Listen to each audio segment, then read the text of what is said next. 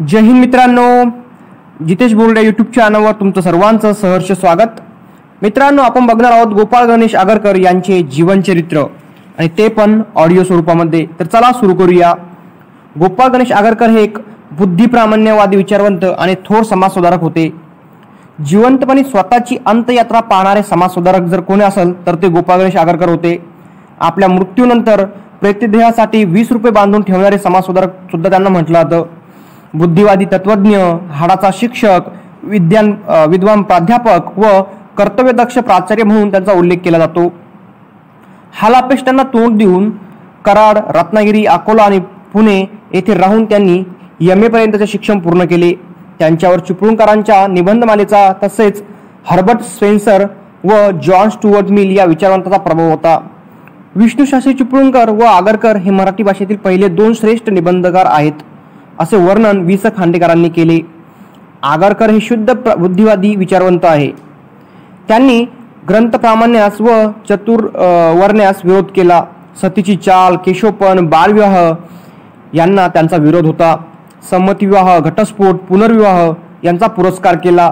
महाविद्यालयीन शिक्षण घेत असतानाच विष्णूशास्त्री चिपळूणकर यांनी पुण्यात निर्माण केलेल्या जहाल विचारांचा राष्ट्रवादी पंथास ते लोकमान्य टिळकांसह जाऊन मिळाले। लोकशिक्षण आणि लोकजागृती करण्यासाठी या तिघांनी पुण्यात न्यू इंग्लिश स्कूलची स्थापना केली। तसेच केसरी आणि मराठा ही पत्रे सुद्धा चालू केली।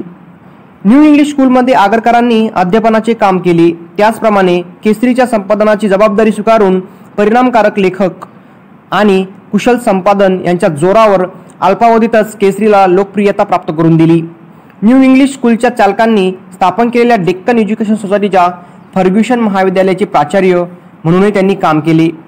जॉन स्टुअर्ट मिल आणि हर्बर्ट स्पेन्सर यांच्या विचारांनी त्यांचे मन संस्कृत झाल्यामुळे त्यांचा दृष्टिकोन बुद्धिप्रामाण्यवादी आणि अज्ञेयवादी झालेला होता।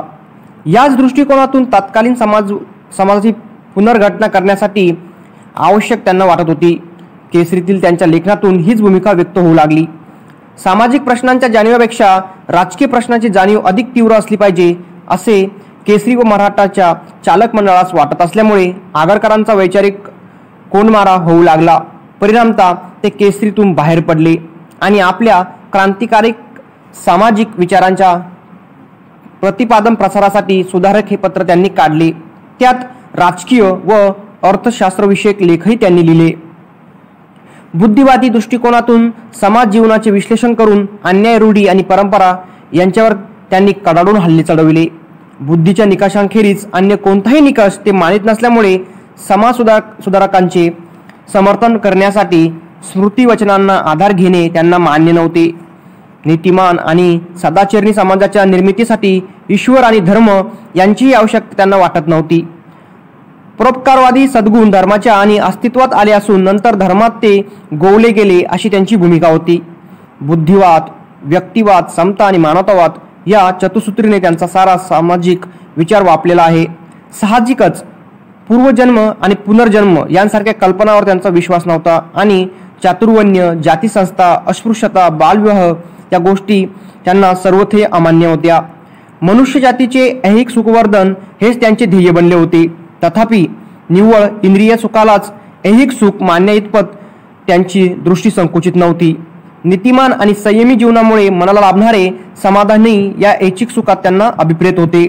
व्यक्ती स्वातंत्र्यामुळे स्वार्थ व सैराचार फैलवण्याऐवजी समाजातील व्यक्ती परोपकारी आणि परहितचक होतील असे त्यांना वाटे। उलट व्यक्ती स्वातंत्र्य न मानणाऱ्या व निरुपयोगी परंपरांना वेढलेल्या समाजाची केव्हाही प्रगती होऊ शकणार नाही अशी त्यांची धारणा होती। परंपराकडे पाहण्याचा त्यांचा दृष्टिकोन ऐतिहासिक होता, त्यामुळे एखादी गोष्ट समाजाच्या एका अवस्थेत उपयुक्त ठरली असेल हे मान्य करीत, मात्र तीच गोष्ट बदलत्या काळात जाचक ठरल्यास निबद्धपणे टाकून द्यावी असे सुद्धा ते म्हणत असत।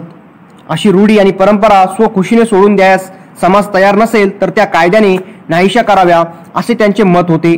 त्यांचे हे विचार तत्कालीन अंधश्रद्धा सामान्यांना समजले नाहीच। तथापि टिळक सारख्या सुशिक्षित व चिंतनशील व्यक्तींनाही त्यांचा पाठिंबा मिळाला नाही। जनतेचे लक्ष समाज क्रांतीवर केंद्रित करून त्यात तिची शक्ती वाया घालवण्यापेक्षा आधी राजकीय स्वातंत्र्यासाठी तिचा उपयोग करून घ्यावा, तसेच सामाजिक रूढींच्या प्रश्नावर लोकांची जी मने ती दुखून राजकीय चळवळीत फूट पाडू नये असे टिळकांना वाटे. ईश्वर आणि धर्म यांच्याविषयीचे आगरकरांचे विचार राघव भांडारकर आणि न्यायमूर्ती रानडे यांसारख्या सुधारक व्यक्तींनाही पटत नसत. सुधारकातील लेखाविरुद्ध चहूबाजूंनी तीव्र प्रतिक्रिया व्यक्त होऊ लागली. खुनाच्या बातम्या, प्रेतयात्रा काढणे हे प्रकार झाले. परंतु इष्ट असेल ते बोलणार आणि साध्य असेल तेच करणार या भूमिकेतून सामाजिक सुधारण्याचा कडवा पुरस्कार त्यांनी आमरण चालू ठेवला. सुधारकातील लेखनातून त्यांचे समाजाच्या विविध अंगांचे सूक्ष्म निरीक्षण व सखोल चिंतन प्रत्ययास येते. स्त्रियांचा पोशाख, विधवांचे केशोपण, सोवळे ओवळे, अंत्यविधी आणि अंत्यसंस्कार, हजामत, जोडे इत्यादी विषय जसे त्यात आहेत तसेच देवतांची उत्पत्ती, मूर्तीपूजा, आत्म्याची मरणोत्तर स्थिती इत्यादींसारखे तात्विक आणि धर्माशी निकटीचा संबंध असलेले विषय आहेत. सामाजिक सुधारणा आणि कायदा यांचे संबंध काय असावेत या संबंधीची आपली भूमिका मांडण्यासाठी आणि समाजहितकारक कायद्यांच्या जोरावर पुरस्कारासाठी काही लेख लिहिले गेले आहेत. तर काही लेखातून सामाजिक गुलामगिरीने जखडून गेलेल्या स्त्रियांच्या शिक्षणवादी समस्यांविषयी मूलगामी विचार सुद्धा आलेले आहेत. समाजचिंतन हा त्यांच्या व्यक्तिमत्वाचा स्थायी भाव असला तरी राजकीय विचारांच्या जहालपणात ते टिळकांच्या बरोबरच होते. राजकीय हक्क आणि राजकीय स्वातंत्र्य यांची तीव्र जाणीव त्यांच्या लेखनातून स्पष्टपणे विचार जागृती घडवून आणण्याचे काम केसरीतून बाहेर पडेपर्यंत त्यांनीच केले. आपल्या वैचारिक लेखांनी मराठीतील निबंध साहित्यात त्यांनी मोलाची भर घातली. पल्लेदार वाक्ये, मुद्देसूद प्रतिपादन, अनवर्थक अलंकार आणि प्रासंगिक नर्म विनोद ही त्यांच्या लेखनशैलीची वैशिष्ट्ये होती. त्यांच्या कवी, काव्य, काव्यरती आणि शेक्सपियर, भवभूती व कालिदास यासारख्या साहित्यविषयक निबंधांनी आजच्या काही टीकाकारांचे लक्ष वेधून घेतले असून त्यांनी आगरकरांच्या साहित्यशास्त्रातील काही मूलभूत तत्वांचा शास्त्रीय पद्धतीने विचार करणारे विचारवंत मानले आहेत.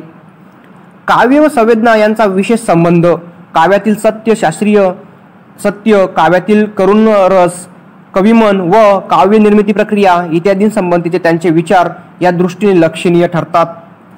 विकार विलिसतांच्या प्रदीर्घ प्रस्तावनेत परक्या भाषेतील नाट्यकृतींची मराठी भाषांतरे कशी करावी यासंबंधीची मते त्यांनी मांडली आहेत.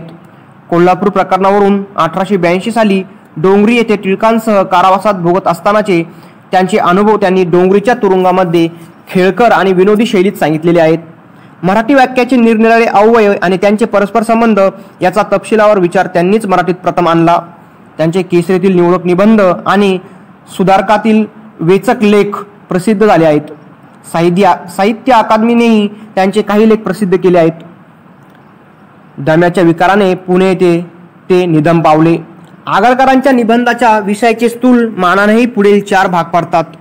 पहिलं म्हणजे व्यक्तीचे नैमित्तिक आचरण, दुसरं सामाजिक इतिहास, तिसरं नैमित्तिक पक्षभेद आणि चौथं होतं स्त्रियांची उन्नती. सुधारकातील त्यांच्या सर्व निबंधाचे मूलभूत तत्व म्हणजे प्रखर बुद्धिवाद. असा निखळ बुद्धिवाद आगरकरांनीच प्रथम महाराष्ट्राला शिकविला. या बुद्धिवादानेच त्यांना आज्ञेवादी सुद्धा बनवले. व्यक्ती स्वातंत्र्य हे आगरकरांच्या विचारसरणीचे दुसरे वैशिष्ट्य होय. मानवाचे ऐहिक सुखवर्धन हे आगरकरांच्या जीवनिष्ठेचे तिसरे मूलभूत तत्व आहे. सुधारणा आणि कलह या निबंधात त्यांनी लिहिले आहेत. मनुष्यतेचे ऐहिक सुखवर्धन या भावी सार्वत्रिक धर्माची ज्यांनी दीक्षा घेतली असेल त्यांनी कोणास न भिता जे शुद्ध, प्रशस्त, कल्याणप्रद वाटेल असत तेच दुसऱ्यास सांगावे आणि तदनुसार होईल तेवढे आचरण करावे हे त्यास उचित आहे. त्यांचे राजकीय विचार लोकमान्य टिळकांसारखेच जहाल होते. त्यांनी केसरीत लेख लिहून राजकीय विचार जागृतीचे काम केले. त्यांच्या निबंध लेखनामुळे मराठी साहित्यात मोलाची भर पडली.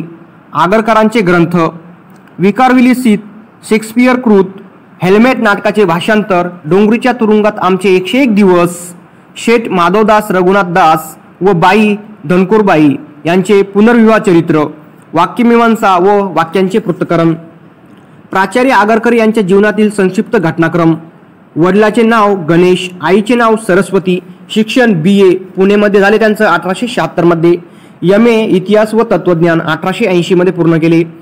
14 जुलै 1856 रोजी सातारा जिल्ह्यातील कराडजवळ टेंभू या गावी एक गरीब ब्राह्मण कुटुंबात त्यांचा जन्म झाला. गरिबीमुळे ते मामाकडे म्हणजेच कराडला शिक्षणासाठी गेले. प्राथमिक शिक्षण तेथे पूर्ण केले. काही काळ मुन्सब कोर्टात कारकून म्हणून सुद्धा नोकरी केली. उच्च शिक्षणाचा ध्यास लागल्याने दूरच्या नातेवाईकांकडे ते रत्नागिरीस गेले. त्यांनी वार लावून शिकण्याचा प्रयत्न अयशस्वी केला. पुन्हा कराड येथे येऊन कंपाऊंडरची नोकरी केली. तसेच अकोल्यास प्रयाण केले व तेथे मॅट्रिकची परीक्षा पास झाले. शिक्षकांनी पैसे जमा करून आगरकरांना कॉलेज शिक्षणासाठी पुण्याला पाठविले. 1877 मध्ये अमरजच्या अंबुताई फडके यांच्याबरोबर त्यांचा विवाह झाला.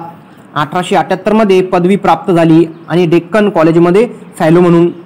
1879 मध्ये MA करताना टिळकांबरोबर ओळख झाली. 1 जानेवारी 1880 लोकमान्य टिळक निबंध कलाकार चिपळूणकर यांच्या सहकार्याने पुण्यात न्यू इंग्लिश स्कूलची सुद्धा स्थापना केली.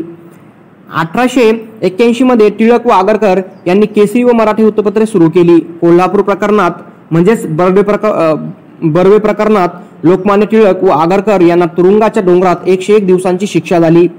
1881 ते 87 मध्ये केसरीचे संपादक केले आणि केसरी संपादक सुद्धा म्हणून ते होते. आणि सामाजिक सुधारणावर टिळकांबरोबरच मतभेद झाल्याने 1887 साली केसरीचा त्यांनी राजीनामा दिला. 24 ऑक्टोबर 1884 मध्ये डेक्कन एज्युकेशन सोसायटीची स्थापना करण्यात त्यांनी पुढाकार सुद्धा घेतला होता. 1885 मध्ये फर्ग्युसन कॉलेजची स्थापना केली. 1887 मध्ये डेक्कन एज्युकेशन सोसायटी, केसरी व मराठा यांच्याशी असलेले संबंध त्यांनी कायमचे तोडून टाकले. 1888 मध्ये सुधारके साप्ताहिक चालू केले. 1891 मध्ये संमतीवय विधायकास त्यांनी पाठिंबा दिला. 1892 मध्ये फर्ग्युसन कॉलेजच्या प्राचार्यपदाची सूत्रे स्वीकारली.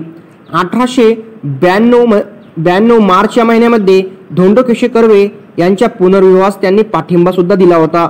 आणि शेवटी 17 जून 1895 म्हणजेच वयाच्या 39व्या वर्षी दम्यामुळे त्यांचा मृत्यू झाला. थँक्यू मित्रांनो.